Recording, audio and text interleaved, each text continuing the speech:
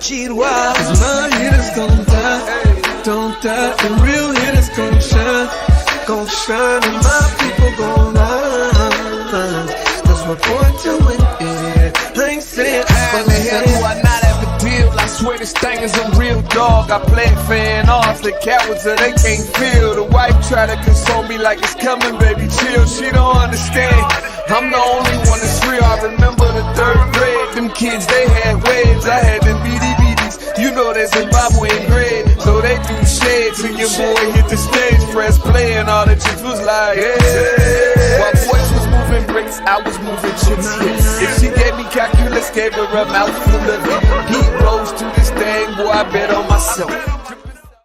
Grand Rising, everyone. Welcome to the Day with Trae. I'm your host, Trae Holiday, and we are here yet with another episode of the Residency Takeover this week.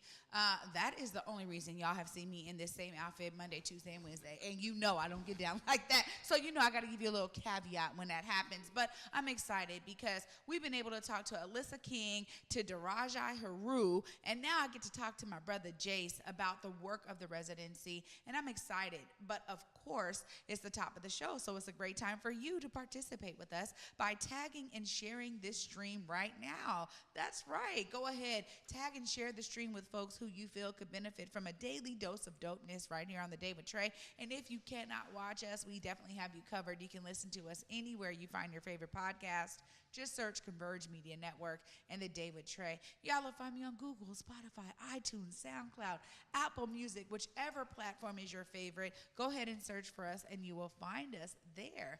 Not only do I have Jace on, I also got Sondra Segundo on, and we're going to be talking about the work of her band. So it's a full musical episode today. But of course, I get to start with Jace. What's up, Jace? What's up, family? How you doing, sis? So good to see you here. You just bring so much joy, and this has been an incredible week thus far, being able to tap in with the work of the residency in a real deep, meaningful way. You know, I'm excited that this platform gets to elevate what y'all have been doing. I want to hear about your beginnings with the residency, because we got to hear from Alyssa. She was in the first cohort. Yeah. You know, tell us about what brought your talent into the residency. How did that connection happen? Well, it was almost by happenstance is what I like to say. You know, I was sitting at home in the South End and got a call from a teaching artist by the name of Erica Merritt. And Erica reached out and she was like, Jace, can you come down? We're talking about hip-hop and we're teaching hip-hop, and I need your voice in this conversation. I said, no, you're good. Don't worry about it. She said, no, come down. And, you know, there was a hesitancy about doing it. But once I got there, I got in the room with the young people. We started to freestyle a little bit. We started to talk a little bit. I started to tell a little bit of my story, this OG from the South to the Seattle, Washington, this B-boy, this hip-hop cat, this black man, and I was able to connect with the young people. And the beauty what came out of that was that one of the executive directors was there. He was like, Jace, I didn't know you did that. I said, I didn't either. What did I do? He said, you connected with our young people in a real way.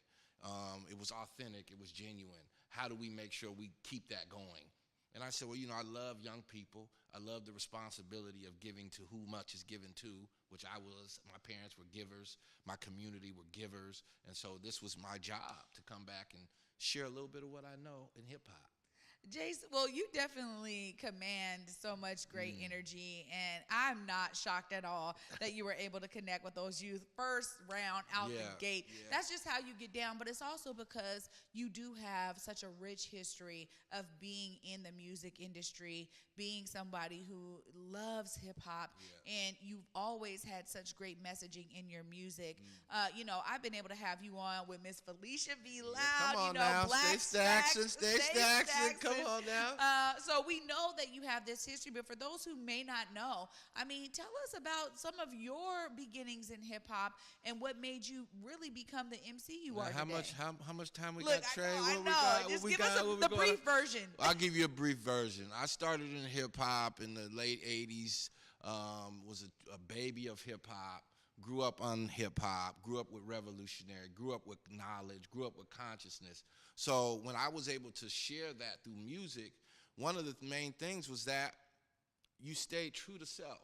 So all of the things that was put inside of me, I had come out of me in hip hop. So that responsibility, that accountability, that revolution, that stand your ground, that rawness, that all came from my parents, from my family, from my community. And so I started off there. Langston Hughes played a major role in who I am today as far as a home base and allowing black performers and black artists, young folks, to watch it but also get on stage and do it. I ran into a guy named Silas Black, who was one of the dopest MCs I ever met in my life. Learned a lot from him, connected with him, created Silent Land Project, was able to work with DJ Sean Malik in my start to now. And then, of course, we created Black Stacks. And with Black Stacks came Felicia Loud, the one and only, the great, the voice of the songbird is what I like to call her. Yes. We were able to work with Owo Orunga, and we worked hard to really put together a sound, as Felicia likes to say, that we honor those that come before us, but we wanted to create our own sound so we can make a contribution not only to the art, but to our people, to the culture, and to the world, and let them know we are here. Black Stacks is here. Yeah, so that's my start in hip hop. And y'all be doing it. Y'all continue to do it. I'm still in awe every time I get to see y'all perform because y'all do have such a unique sound. I really love though too that you are with young people. Yes. Because I sometimes have a dire look, bro. I won't lie to you about the future of music because of what we understand, like what music executives are gravitating toward. Yeah. And that ends up becoming the mainstream stuff. And so I want to hear from you some of those beacons of hope that you get to experience through working with the young people at the residency. I'm glad you brought that up, Trae. That's very, very important, is that this is something that was created out of necessity. It was created out of a voice of the voiceless. And so now that it's mainstream, sometimes I have a problem with that. Because when it becomes mainstream, then the messages start to change. What people want starts to change. It becomes more materialistic than what it is about the substance of what is going on in the communities and the voice of the people that need to be heard. And so what gives me hope now is places like the residency. To be able to travel, we took that journey and to run into youth organizations in the UK, run into youth organizations in Italy and France, and not only just run into them, but what they're talking about, their mind state of understanding their responsibility to this art that is now running the world, right? The culture that is running the world. It's accessible to everyone. And so I'll give you a quick story. I remember when we were in Italy and we were doing a show. And we got up there, and I started talking about it. It was like, yeah, he's a rapper. I said, I'm not a rapper. I don't rap things for a living. The only thing I wrap up together is my people, right? I said, but what I am is an MC. I'm a master of ceremony. I move the crowd. That's what I am. I'm a messenger of consciousness, right? And so we talked about it, and when it happened, when it was over, the young people that were there, that were rappers and B-boys and B-girls and graffiti artists and DJs, walked up to me and said, thank you. Thank you for talking about the culture. We're no longer rappers. We're MCs. So it gives me hope when we got young folks like Jace, Chrissy P, Rose. Just I can go down the list of residency artists that are dope MCs, but they're dope people, and they understand their responsibility to the next generation and that they'll be leading it. So what do they want to lead? Yeah, that's so important and powerful, man, because you're absolutely right. I love seeing this swell of consciousness, not only in the music, but in young people, and then bringing it out in music, like that for me, it gives me hope because I'm like, oh my gosh, it's not all that. It's not all, what they want us to believe it is. There's such a strong movement, and the residency is a huge part of that. You've been with the residency now for some time. Yes. I want to hear about, what you're really looking forward to as you continue to bring your brilliance to the residency. Well, I appreciate the brilliance compliment and all of that. It's You're all brilliant. love, Trae. I want to continue to develop young artists. I want to continue to work with them where they are. I want to meet them where they are. I want them to see me in the community when they come through, not just on these major stages or in these corporate areas. I want them to be able to walk up and touch me and say, hey, what's up? I have a question. How can you help me with this? I want to be able to go to their shows and stand in the background and be a supporter of theirs and be of service for them. That's what I want to do. And so with the residency being there 7 years of the 8 years it's been in existence, as a teaching artist, now as an artist engagement manager, I'm just really excited about the future. I'm really excited to make connections like this, that they see it, right? Like I can actually call Trae and we can actually have a conversation. That's a real thing, not something that's out here in the atmos that they can never touch. And so, I'm just really excited about the future. What does the future hold? How do we connect the dots with this culture around the world so that young people get the access and the experience of being able to say, hey, this is something that I'm a part of. Now I can go anywhere in the world and say hip hop, and you're going to get young people to come to the floor. Matter of fact, you'll get them from 8 to 80, as I like to say, depending on how dope you are. I love that. Yeah. And I've seen it too. We see the elders rocking out at Black Stack shows. It is real.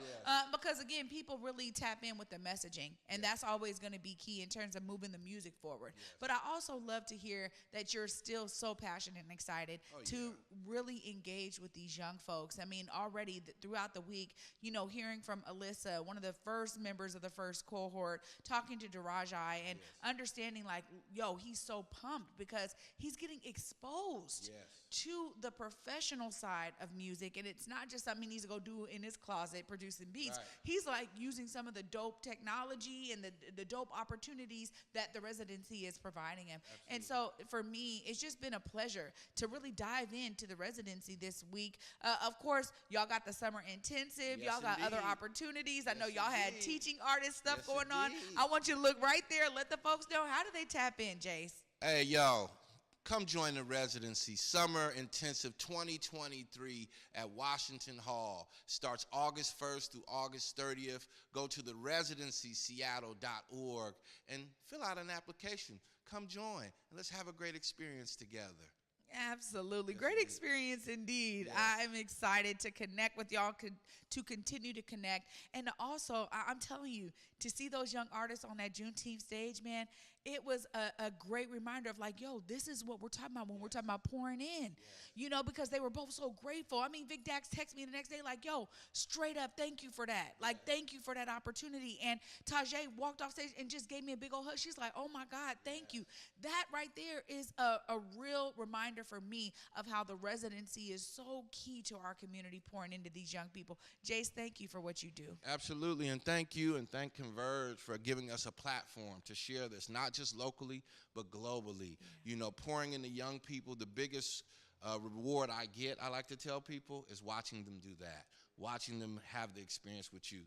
That's the biggest thank you. It's a pleasure to work with Amir Islam, my brother. Yes. And, he from the neighborhood, too. We got Alyssa King. We got a new director of programs in FUR who's from Oakland, California. And we're able to use our experiences to share with them. But the reward is when they get on stage or when they stand up in front of a camera and they speak very clearly and very proudly about their experience. That, to me, is the pat on the back, that all I'm looking for. The biggest win of all. Yes, indeed. Jace, thank you so much for being with me today. Thank you, Trae. And Anytime. Oh, y'all, I get to continue music discussion right after this short break because Sondra Segundo is in the building, y'all. Don't want to miss it. Stay tuned after this short break. You're watching The Day with Trae. I have a dream. That's what Dr. King said. Have gives hope, doesn't it? Because the dream didn't die with Dr. King. It's still here as long as we're here, as long as they're here. This thing started with a dream, a vision, a little ambition, anticipating what was possible in the midst of improbable. How do we get our team through the South? We're going to talk about what happened here in 1964. This city was an ugly place to be. I need you on the battlefield, making sure that one day and one day soon, by the time they're our age, we can all say, child, all lives matter, and it be the truth. Our God is marching on. Glory, hallelujah. Glory, hallelujah. Glory, hallelujah. Glory, hallelujah. Hey guys, Basic Gordon here. Look, I've been seeing your comments. You're trying to get those tickets for the HBCU Swingman Classic. So this is what I did. I am bringing 20 of my closest friends with me to pull up to the HBCU Swingman Classic over at T-Mobile Park, happening July 7th. Real simple to enter. You just want to head on over to whereweconverse.com/swingman. And yes, I did say I am bringing 20 people with me. Make sure you're one of them by entering right now. Big Tobacco thinks they know everything. They think they know you, your community, the places you go, the way that you spend your time.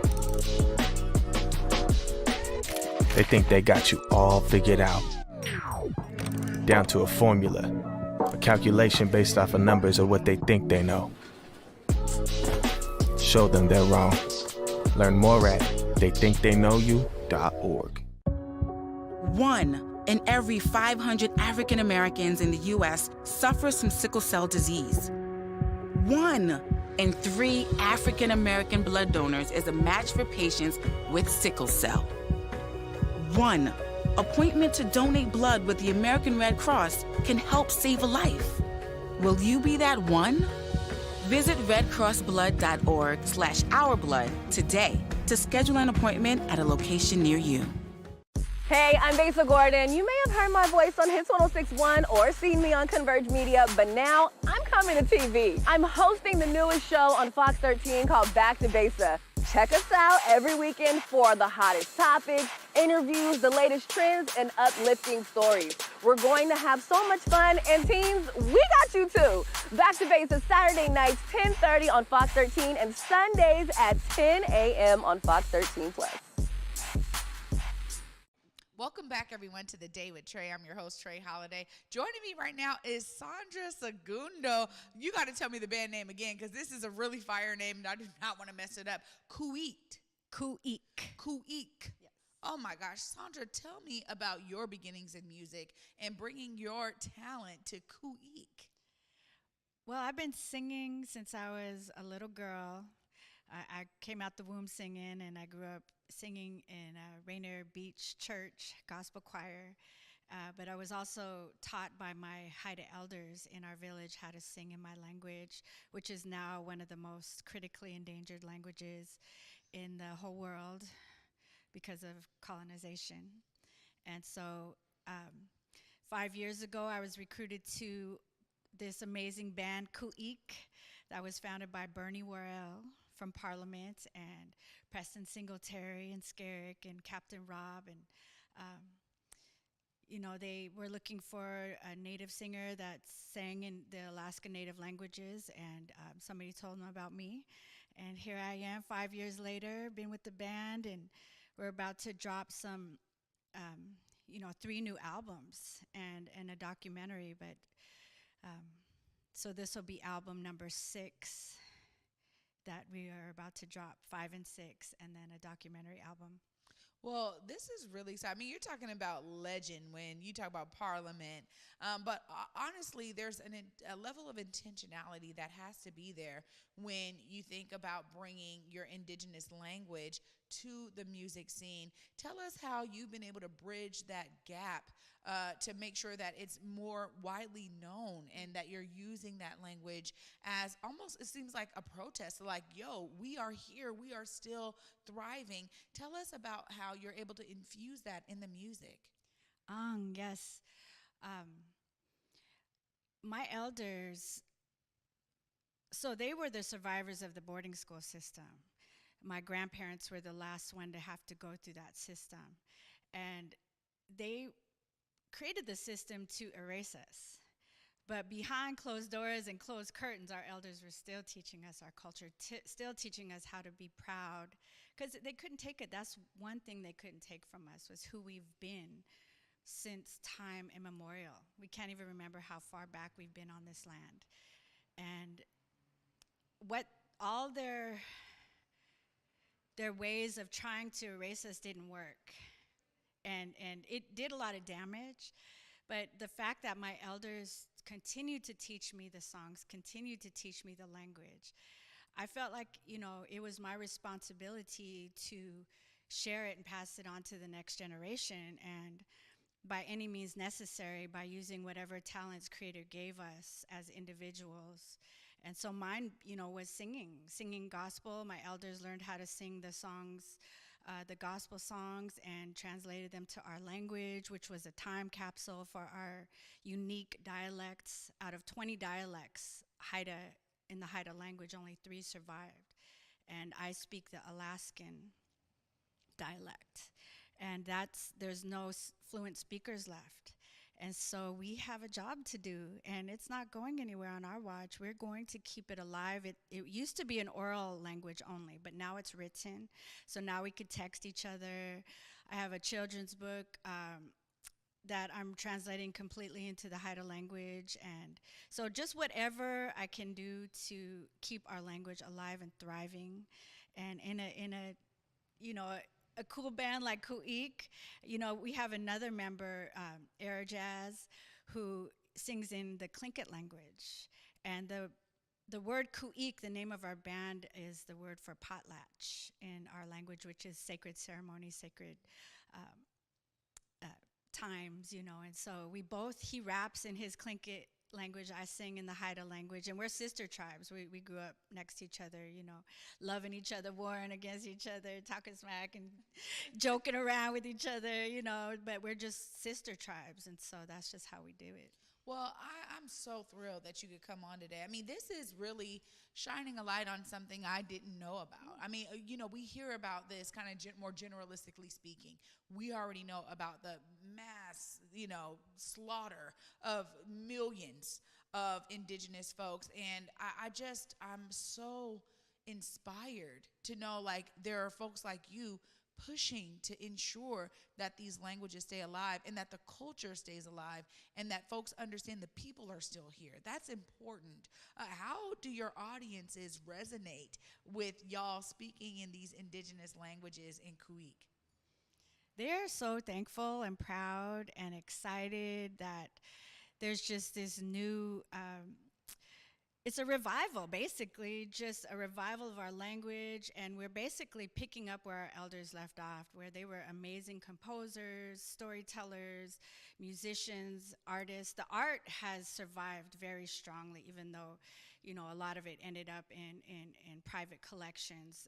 It's also starting to come back very strong, but the language is what we're hungry for. We're starving for our language, so creating immersion spaces has been, when I post videos of our elders speaking fluent, those get the most likes and the most listens and the most comments. And so I say, my people are starving. Mm-hmm. They're starving for our language. So when we speak it and sing it, our people are just like, you could tell something happens. They're like, oh, I feel so good to hear that, because I didn't realize when I was growing up, I grew up in a time when there was many fluent speakers left, so I didn't realize there was going to be a time where I wouldn't hear them anymore. Yeah.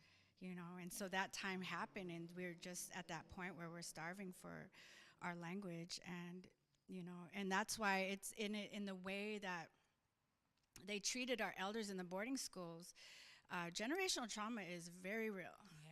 And so a lot of my people are still hesitant and shy to speak our language, but once you start speaking it and practicing, it just comes out naturally. It's in our DNA, it's in our blood, and it just takes practice and just kicking down them, generational trauma walls and knowing what they are, recognizing them, and just saying, nope, that wasn't part of my culture, and so get out my way. I love it. Sondra, of course, if folks are wanting to support Khu.éex, come to y'all's shows, celebrate your band, celebrate the languages. Look right there in that camera. Let them know how to connect with y'all. Well, you can go to Khu.éex.com, Khu.éex.com, and you'll find out everything, all our shows, our albums. You'll hear more about each band member that has helped bring us to the light in the Seattle area. And we have a podcast coming out, and Astro Media Studios is doing a podcast from the beginning of Khu.éex 10 years ago.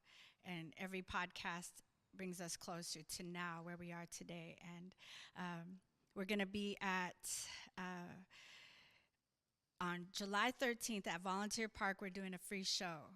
And so that'll be fun for everybody to come out and check us out. It's going to be fun. We love to dance and just celebrate our culture and enjoy being indigenous. There's a rise in indigenous joy.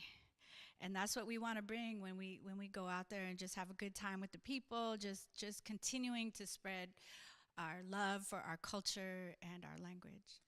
Sondra Segundo, thank you so much for joining me today and shedding light not only on the great work of Khu.éex, but also this rise in indigenous language and celebrating the pride of that. Thank you so much for joining me today.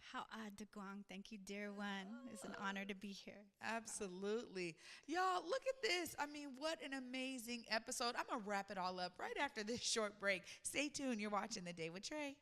Hi, I'm Besa Gordon from Converge Media, Hits 106.1, and Back to Besa on Fox 13. And I'm Buki Gates from Baseball Beyond Borders. And we are here at T-Mobile Park, where on July 7th, they will host the very first ever HBCU Swingman Classic. That's right, Besa. Ken Griffey Jr., the kid, has rounded up 50 of the very best ball players from HBCUs from all across the country, from schools like Jackson State, Grambling, Southern, FAMU, North Carolina A&T, Alabama State, and many more. It's literally the All-Star game before the All-Star game, right? Exactly. And the fact that the very first HBCU Swingman Classic is happening right here in the Emerald City is a big deal. A big deal indeed. And it sounds like a whole lot of Black college homecoming vibes. You already know what it is. Don't miss out on this historic opportunity to see the very best of the best Black college baseball players right here at T-Mobile Park on July 7th. Tickets are on sale now at allstargame.com. That is allstargame.com. See you there.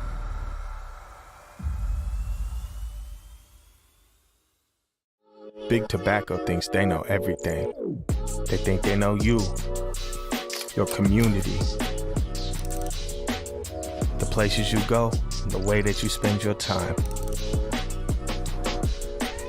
They think they got you all figured out, down to a formula, a calculation based off of numbers of what they think they know.